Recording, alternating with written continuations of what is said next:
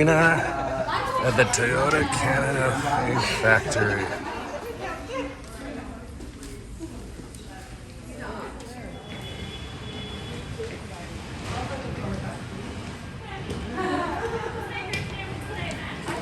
Pocket nashi, no hands in pocket.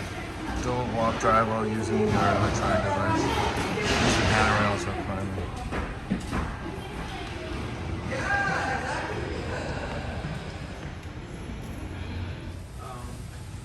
What do you love, Esther? You love the clear directions there? Oh, correct. Incorrect. So my apologies, we're in one of our new meeting spaces. So across all of Canada, we've been updating some of our meeting spaces to a lot of what he had from the grocery side of the business totally clicks with what we do from that simple distribution standpoint. But as much as people have EAs and degrees of different things, I really want to understand how you do stuff. How does this work? How does it make it tick when we're recruiting and we're bringing somebody in, especially for our leadership roles? Role at the so again, role process. And how are we trying to build that foundation to develop all of that? So I'll leave that with a takeaway for you guys. Because a lot of times when we talk about Kaizen and people ask, well, right away, Kaizen, sorry, I'm going to back up one sec. Kaizen, does everybody know what Kaizen is? Okay, continuous improvement. They're like, what's the secret sauce for Toyota? Some people, they say it's Kaizen. It isn't. It's this. It's creating stability in our processes and what we do. Without that foundation, you cannot move on to the next step. Okay? I want you guys to think, because that's really what we're investing in and what we're paying for as employers. Right? So I'll challenge you guys, if you guys have that stuff in your work processes, wherever you are, figure out a way to automate it. If it means writing a macro or whatever to fill out a form or a sheet or whatever. If you don't know how to do that, find somebody in your group, Google it. I'm sure there's a billion videos. This is a condition that's being found. The vehicle shows up at the dealership. This is no good, right? A lot of safety tied to that, quality. So what did Toyota do? They went back, they looked at the line, they looked at the process that's happening, they realized, well, we don't have anything that tells us whether or not we've done a good job in our work or not, right? We're going to start talking a little bit about JKK, coding competency. But from a manufacturing side, what they decided to do was they have sensors on all of the guns now that they use to drill and put the bolts into the vehicles. It's got a torque sensor on it. And there's a light system as part of my station, let's pretend. And if I put in 3 of the 4 bolts correctly, I'm going to have 3 lights lit up. It's going to say, hey man, you still got 1 light standing, right? So we're visualizing the problem out there in the end of the report site. And then now that individual gets the right signal to say, oh yeah, I got to do that. Do you guys have anything like that in terms of processes that if you don't, like besides a web form or something like that you fill out, you guys have anything in your network or your system that would be like, hey, this isn't right, this is wrong, or we haven't done all of the steps to finish what we needed to do to hand off to the next step, next person, next process? Kind of. We have, in emergency situations, we have a stop the line protocol that's supposed to stop if there's something that's not right, not complete, not comfortable. You're supposed to stop the line, stop the room, and have a moment to kind of address the point of concern. And that's kind of like the end-on cord that you're talking about, where anyone can pull it and anyone can kind of do that. I was actually going to ask if you ever have any issues with people not pulling that cord when they should have. Yep. And how you address those things. So, the simplest way would to say that they didn't pull the end-on cord would be maybe we have an incident out in the facility, so we operate forklift or reach truck out there. We've got racking, it's tight, confined spaces. One of the expectations that we have with the team is it's a stop, call, wait. It's our own kind of logic of our built-in JDOKA in terms of any process that we do in the facility.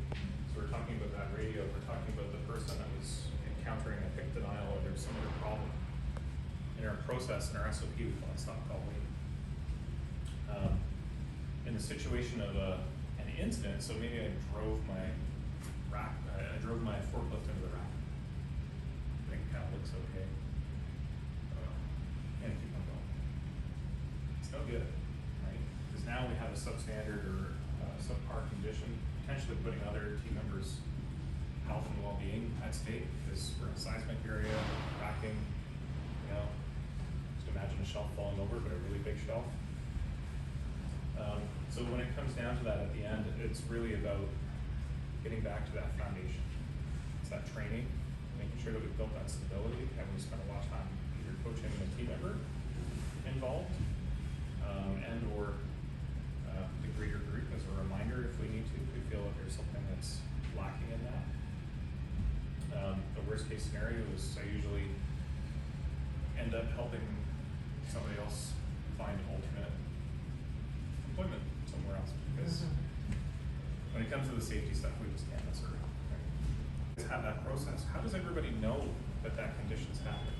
Is that something that is visible to everybody around, or is it just a knowledge set within? Okay, I'm working with you, and Steve's my buddy, and so we all know. I'm not sure about automated systems like the lights or the drill, working that kind of environment, but we'll have visual displays of what an operating room tray should look like. The way these units should be laid out on a tray. There are visual tags, again, for the operating room. So, whether it has been processed for sterile device reprocessing, some color tag goes off. Right. It's not, and then there's some very particular about checking that tag. Yeah. So, something visual. So that's getting into like standardized work, or what we call 5S, or we're changing our program to 4S plus S, because us in the West don't really understand the last S, whereas in Japan it's just a given. Japan is a culture of conformance and rule obeying, whereas us in the West, we like to jaywalk and we do whatever, right? It's a very different cultural standpoint. So we've just recently had some training in this. We're relaunching what we call our 5S, and it's basically you're sifting, sorting, making sure things are cleaned up, so that you know when you go to a process or whatever, you've got everything that you need, the standards are set, there's an opportunity to double check or visualize what the standard should be, and we've got a great example right behind you, sir, of an expectation that we have of what happens with this room and the chairs at the end. It shows correct condition, incorrect condition, right? You guys laugh, but that's the baseline. That's what I'm talking about when it comes to standards, right? Really making sure that we have that foundation level understanding for everybody in the facility. At the end of the day, it doesn't matter if you work here, you work at Honda, you work at a hospital, you work, I don't know, especially when you're in a large organization or corporation. We've all made that agreement when we signed on, we signed that offer letter with HR that we're going to live by and abide by the laws and the work rules and theologies of the corporation, right? Industry as well is how do you have same expectation of what least amount of resources is? Because I think in healthcare we kind of come into it thinking, okay, I'm gonna do good, I'm gonna help, and I think had a plenary yesterday where we come into thinking we can do that, but the setup is not there, so we can do our best. And I kind of wonder as you're talking, like what happened to Boeing? At what point did somebody decide, well, management is telling me go faster, faster, faster, I'm gonna have to just relax these rules so, these screws aren't tightened enough and you have a major issue, right? So it's how do you have the same expectation between consumer, workers, and all the money makers? What's least amount of resources? Well, let me move into that. I have a slide that maybe touches on that, but I'm not gonna pick on Boeing at all.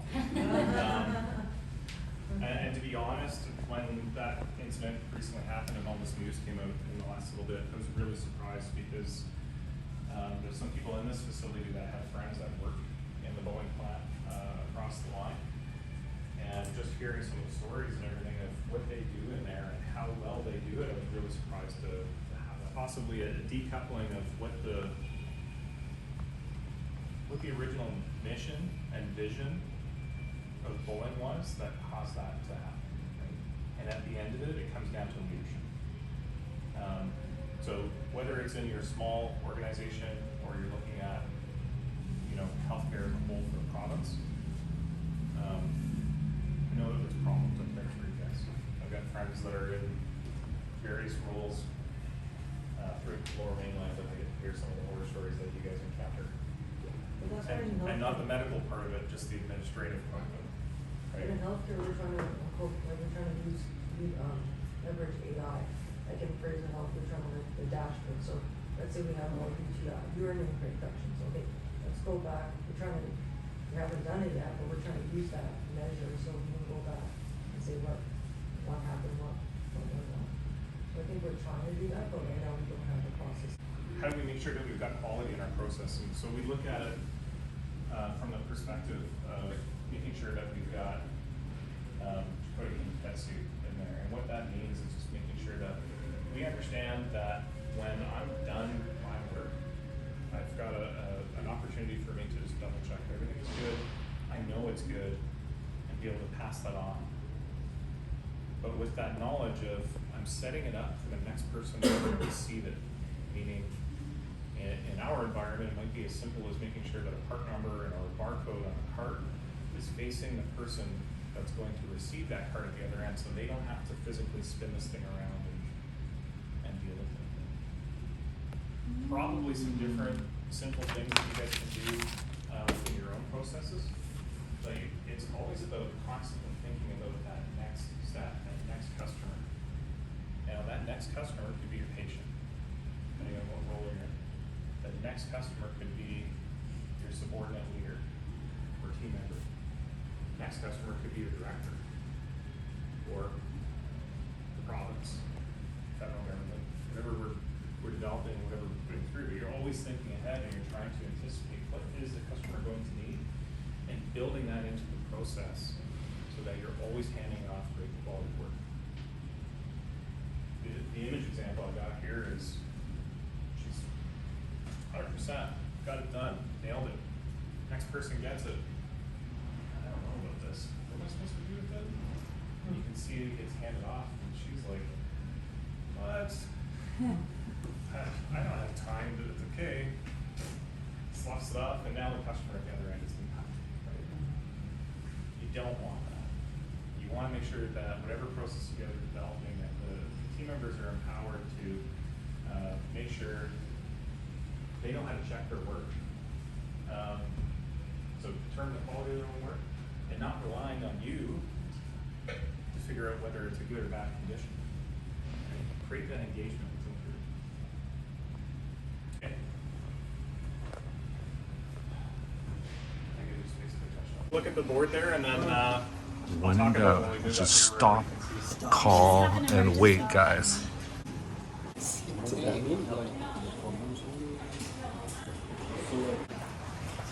this is a distribution. Floor has center. painted lines so that you don't step out and risk yourself. Okay, so through a manufacturing site or a facility like this, processes. So you can imagine in this facility, no different than an assembly line where there's all these different processes happening at the same time. We're picking any dealer's order at any given time at the same time. It's a bit of a ballet in terms of timing and we've got color-coded different post-it notes depending on what shift it belongs to. And then we do a daily review. We'll go over there and we'll look at, okay, what's in the board? What do we need to do? And make sure that we assign it, create some accountability within the leadership group to make sure that we're completing those things that the team members are saying, hey, this is messed up over here. What are we doing? You know, take that away from them. Anybody that's in that leadership kind of role, that's the number one thing that we do. And we want to get away from being firefighters, but we've got to remove those roadblocks that are preventing the team from being able to do what their core function is. So that was a really good way for us to visualize what are those things, because so many of these little things happen all the time, even in a Toyota environment, that unless I have like a Rolodex and, you know, a tablet with me and I've written it down.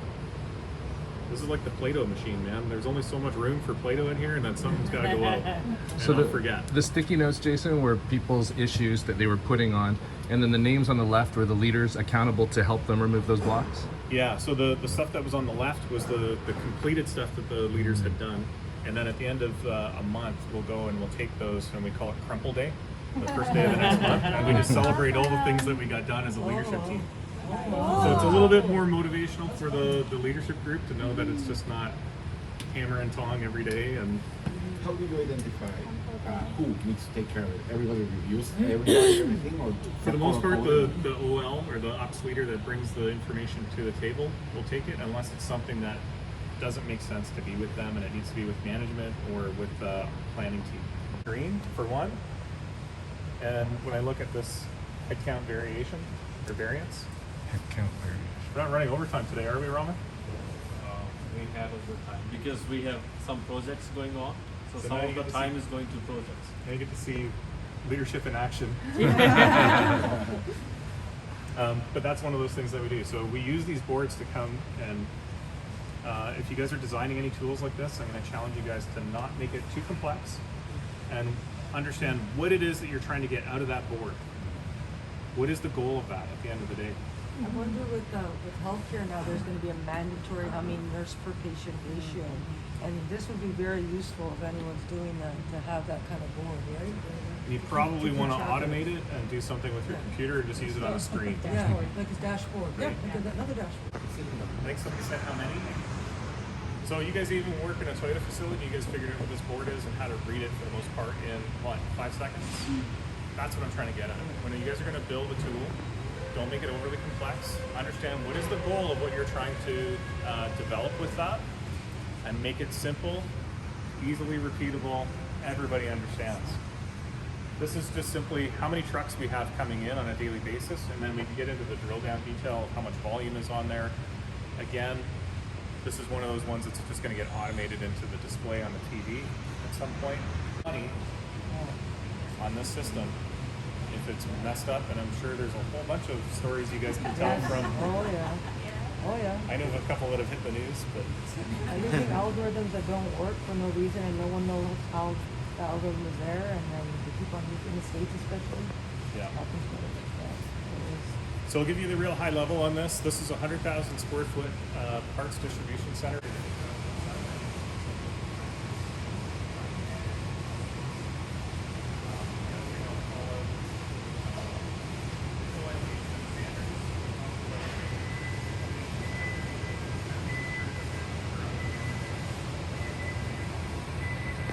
It so that you as people leaders don't have to be there to double check that work. Double check the training and the credentials and all of that, and that they can demonstrate that they know how to do the function. That's a good leader with time all of that. You shouldn't have to go back and correct that because the information is right there in front of them. They should be able to do all that effectively. The team member was trying to get from one point to the other, and they couldn't see if there was somebody on the other side, and they ended up getting struck by one of these cages. Oh. So now they have the ability to look up and see, can I move through the production area at that point? that's really cool. So hiarihato means near miss accident, and this is the form that people can fill out to contribute new ideas. Levi pulled the cord. She's like, "Where is Laura and Heather?" Good. She pulled the end on Stop cord. the, She stop lit, the bus. she lit the lantern. She lit the Japanese Do you lantern. have a problem? Yeah, she did. Yeah, she was like screamed out, "Where's Heather and Laura?"